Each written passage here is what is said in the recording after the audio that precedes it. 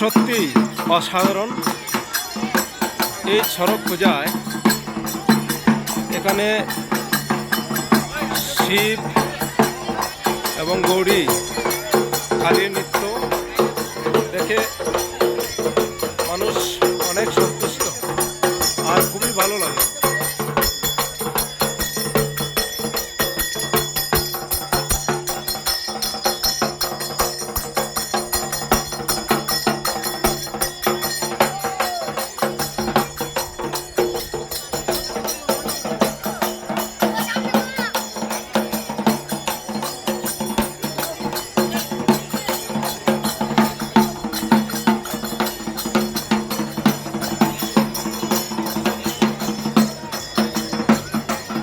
কালী যিনি হচ্ছেন এগুলো হচ্ছে মিন্টু দাস, আর গৌরী যে হচ্ছেন সুরঞ্জন দাস, আর শিব হচ্ছেন যিশু দাস।